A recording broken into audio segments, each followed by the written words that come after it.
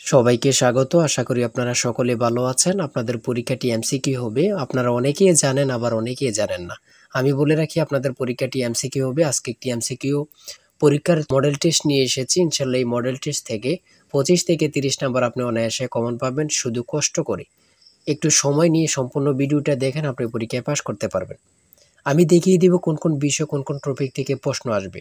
সম্পূর্ণ ভিডিওটা দেখেন। আপনারা অনেকেই পরীক্ষা উত্তীর্ণ হতে পারেন না, কারণ একটি পরীক্ষার প্রশ্ন প্যাটার্ন বোঝেন না, কোন কোন টপিক থেকে প্রশ্ন আসবে সেটা বোঝেন না, কোন কোন বিষয় থেকে প্রশ্ন আসবে, কোন কোন বিষয় টপিক থেকে প্রশ্ন পড়তে হবে সেটা বোঝেন না বলেই কিন্তু পরীক্ষা উত্তীর্ণ হতে পারেন না। আপনাদের পরীক্ষাটি এমসিকিউ হবে। যেমন এখানে রয়েছে সুশিক্ষিত লোকই মাত্র স্বশিক্ষিত উক্তিটি কার। মনে করেন সঠিক উত্তর হচ্ছে প্রমোদ চৌধুরী। এখানে 4টা অপশন থেকে সঠিক উত্তর হচ্ছে ডি। তাহলে ডি নাম্বারটা আপনারা ভরাট করতে হবে। আমার কথা বুঝতে পারছেন? যারা প্রত্যেকটি প্রশ্নের, অর্থাৎ যদি এখানে 60 নম্বরের পরীক্ষা হয়, যদি আপনারা 40 পান, কমপক্ষে 45 পান, তাহলে পরীক্ষা উত্তীর্ণ হবেন। আবার যদি 80 মার্কের পরীক্ষা হয়, যদি আপনি 60 মার্ক পান অথবা 65 মার্ক পান, তাহলে আপনি পরীক্ষা উত্তীর্ণ হবেন। ঠিক আছে? তাই বলে রাখি, আপনাদের সর্বপ্রথম প্রয়োজন একটি ভালো সাজেশন। আমরা আপনাদের জন্য একদম শর্ট করে চূড়ান্ত সাজেশন তৈরি করেছি।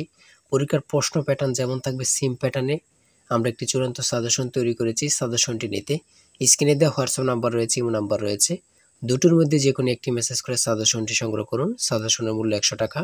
আমি বলি অবশ্যই প্রত্যেকে আমাদের সাজেশনটি সংগ্রহ করবেন, আপনি পরীক্ষায় পাস করবেন।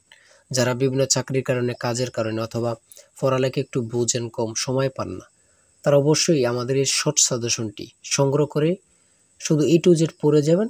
পরীক্ষা দিতে গেলে আপনি উত্তীর্ণ হয়ে যাবেন ইনশাল্লাহ। তাই বলে রাখি, প্রত্যেকে 100 টাকার বিনিময় হলো। স্ক্রিনে দেওয়া হোয়াটসঅ্যাপ নম্বর রয়েছে, ইমো নাম্বার রয়েছে।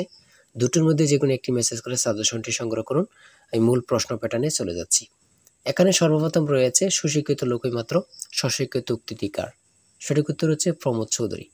আমরা জানি প্রত্যেকটি পরীক্ষায় বাংলা, ইংরেজি, গণিত, সাধারণ জ্ঞান থেকে কিন্তু পরীক্ষায় প্রশ্ন আসে।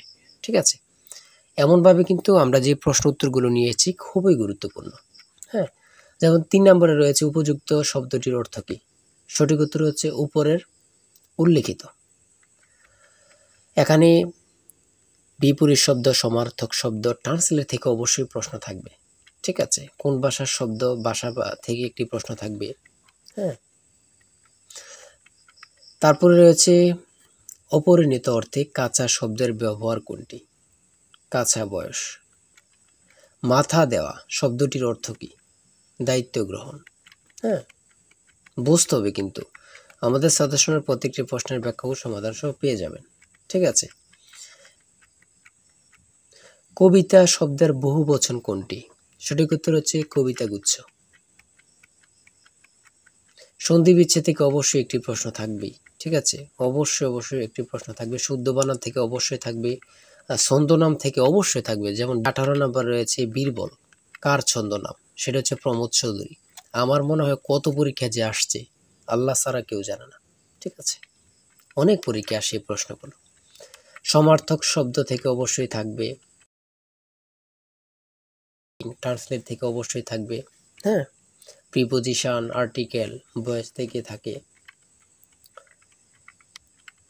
বিভিন্ন নাউন থেকে অবশ্যই প্রশ্ন থাকবে। ঠিক আছে? আমি বলে রাখি, যারা যারা পরীক্ষা দিবেন প্রত্যেকে আমাদের সাজেশনটি সংগ্রহ করবেন। সিনোনিম অথবা অ্যান্টোনিম থেকে অবশ্যই প্রশ্ন থাকবে। হ্যাঁ, সিনোনিম অথবা অ্যান্টোনিম থেকে প্রশ্ন থাকবে 100% শিওর। এটা ধরে নিতে পারেন। প্রিপোজিশন থেকে অবশ্যই প্রশ্ন থাকবে।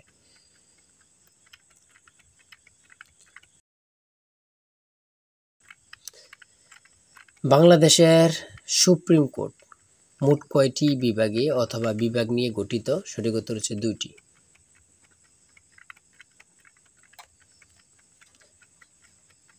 ম্যানগ্রোভ বন কি? সেটা হচ্ছে উপকূলীয় বন। খুবই গুরুত্বপূর্ণ। বাংলাদেশকে স্বীকৃতি দানকারী প্রথম আরব দেশ কোনটি? খুবই গুরুত্বপূর্ণ। ইরাক।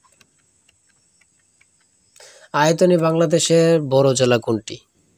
খুবই গুরুত্বপূর্ণ। রাঙ্গামাটি। ঢাকা কত সালে সুবা বাংলার রাজধানী হয়? সঠিক উত্তর হচ্ছে 1610 সালে।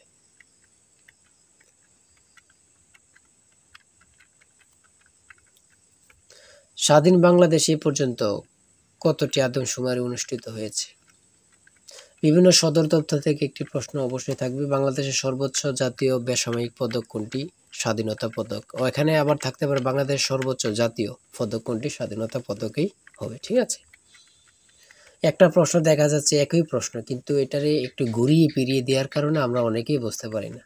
হ্যাঁ, ঘুরিয়ে ফিরিয়ে দিলেই কিন্তু আমরা অনেকেই বুঝতে পারি না। এটি কিন্তু আমাদের একটা বড় সমস্যা। একটি সংখ্যা 220 থেকে যত বড়, 490 থেকে তত ছোট। সংখ্যাটি কত? এই দুইটা সংখ্যা যোগ দিয়ে 2 দিয়ে ভাগ দিলে কিন্তু বাইর হয়ে যায়।